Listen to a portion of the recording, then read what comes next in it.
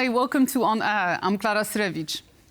Hey kids, today's program is sponsored by the letters FSB and GRU. We'll talk about Russia's ever-adapting espionage and the unexpected places it lurks. Later, we'll take a stroll down bad memory lane with a look at classic KGB infiltration.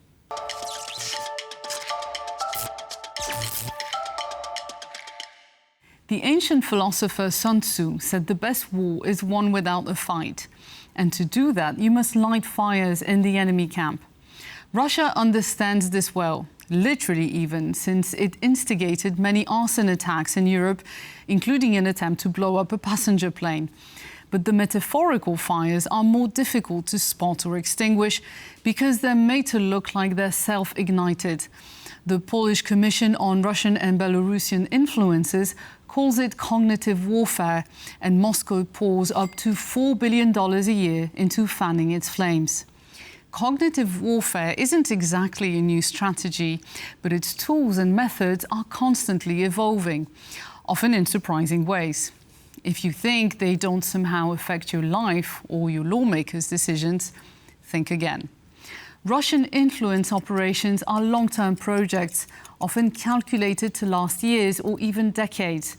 Unlike their Western counterparts, Russian intelligence services have maintained unbroken continuity from the Tsarist era through Stalin to today, with the modern apparatus rooted in the KGB and closely tied to the country's ruling elite, including its leader. The KGB called long-term operations montages. Vladimir Volkov's famous novel, based on his own intelligence background, described how the Soviets assembled and nurtured a network of influential figures in France. It later proved to be true. They had deeply infiltrated left-leaning circles, even steering entire movements like the anti-nuclear campaign.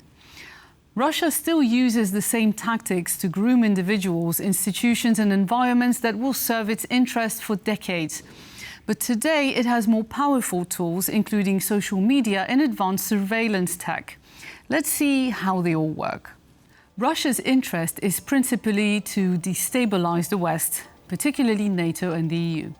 Fragmented, polarized countries are weaker and easily cowed, which paves the way for Russia to become the dominant player. Following Sun Tzu's playbook, Russia designs and funds local implosions, using banks, NGOs and political parties, all of which, over a time span of 10 to 15 years, gain legitimacy in Western societies. These entities push pro-Russian agendas, often through indirect means.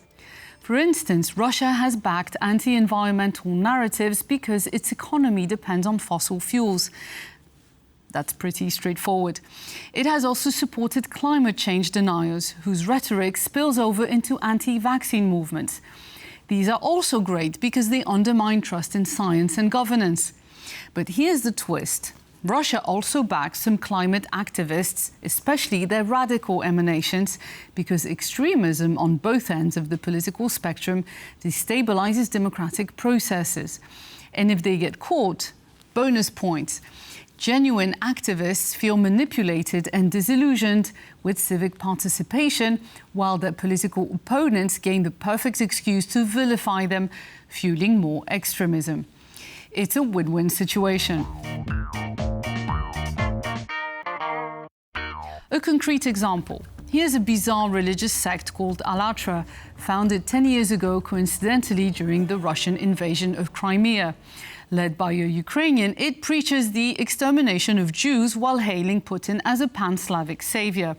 Its offshoot is an NGO that claims to study climate change, but disseminates outlandish disinformation. It harbors neo-Nazis, anti-vaxxers, some UFO buffs, and a lot of shady financing. Banned in Ukraine and denounced in several EU states as a tool of Russian hybrid warfare, it nonetheless operates freely in many countries, including Poland, where it has a trove of online media content. Let's break this down because it's a fantastic vehicle. First, it's a mix of everything Putin wants the world to believe, like some intellectual junk lumped together in a drunken stupor. There's Putin's cult of personality, climate, vaccines, and world government conspiracies. Then the sect is tied to Ukraine, painting it as neo-Nazi and anti-Semitic. And according to Russia's propaganda, those are the reasons why the country just had to be invaded. I'm not sure what's up with the aliens. I guess some people are just into that sort of thing. Voila! And at that point, when your propaganda tool masquerades as a religious group or an NGO and someone exposes you, claim persecution. It's rhetorical jiu-jitsu. You're essentially using the West's strengths, its rule of law and protection of religious minorities, against itself.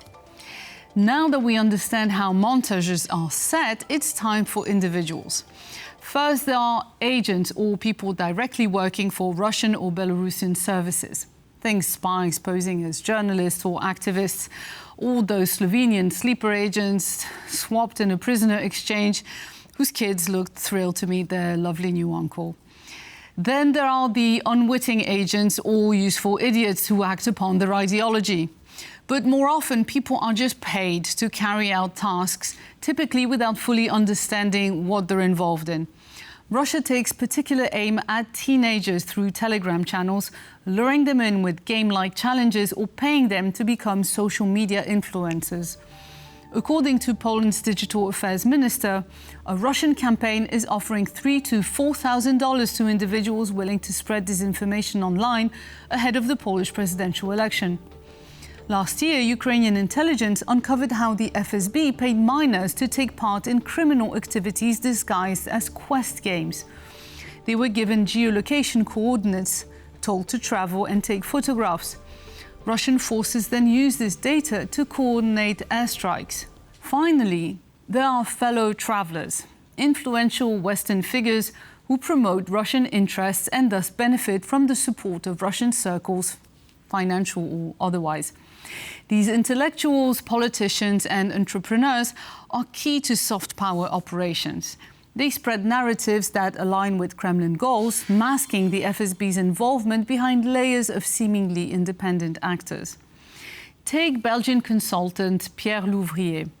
2 days before Trump's spy master Tulsi Gabbard's hearing, the New York Times revealed that Louvrier's foundation had covered the cost of her and her husband's trip to the Vatican.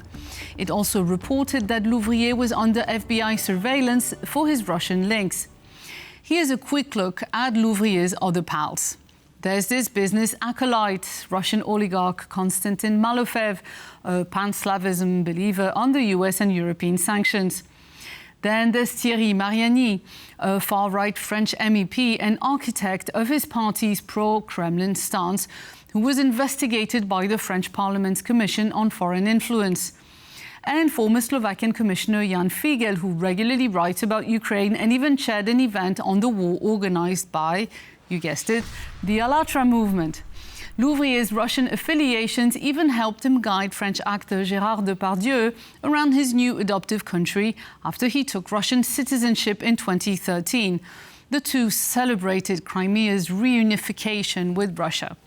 With Depardieu to be trialed in Paris next month on multiple rape and sexual assault charges, it's safe to envisage he'll be sticking around Moscow a bit longer. This picture wouldn't be complete without reputation laundering vehicles. The laundromats are charities, NGOs and cultural centers with emphatically boring and do-goody names like the Dialogue of Civilizations Research Institute or the Center for Global Studies. The most notable is the Center for the National Interest, led by Dmitry K. Symes, who was prominently featured in Robert Mueller's report on Russian influence. After the FBI raided his home last year, Symes decamped to Moscow, but my guess is he will soon be given a red carpet return. But these are small potatoes compared to owning an entire EU country. The Trojan Horse is, you guessed it, Hungary. With billions in debt to Russia, its leader has every incentive to play nice. Last year, Orban signed a policy granting Russians and Belarusians fast-track EU access through a national card scheme. It allows holders to work in Hungary and travel visa-free within the Schengen area, raising serious espionage concerns among other EU countries.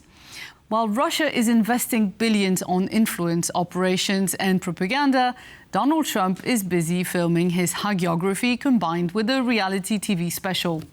And Vladimir has been cast in the main supporting role. I'm not kidding you. The new US administration wants to undertake the unprecedented project of filming the secret deal that Donald Trump plans to strike with Vladimir Putin over the war in Ukraine.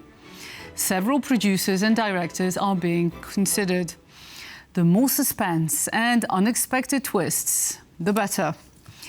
This is a narrative that even the Kremlin's most skilled planners probably didn't envisage 10 years ago. But they're surely having fun.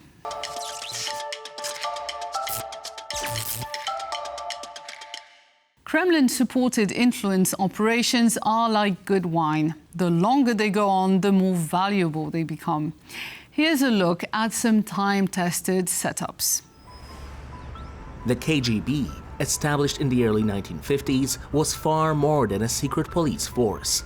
It was a multifaceted organization that sought to exert influence not only within the borders of the Soviet Union, but across the globe.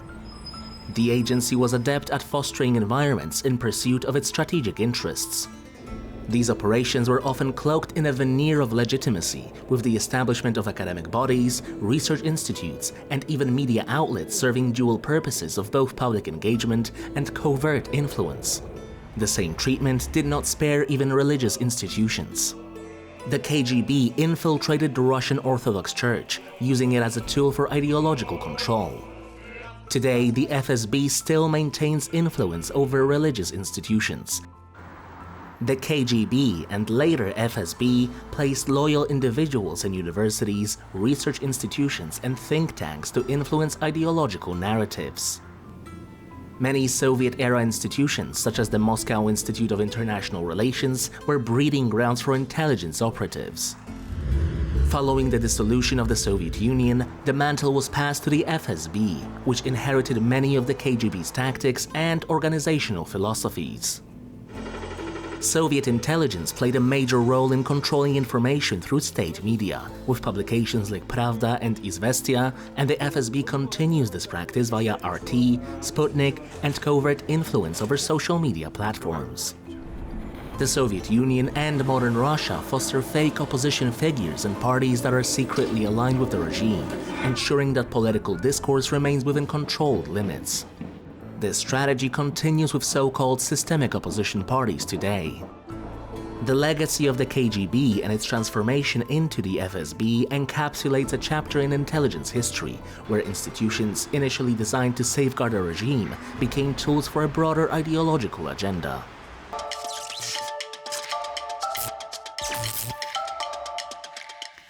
As we exit this Orwellian nightmare, I want to thank you for being here with us. And I hope to see you again next week.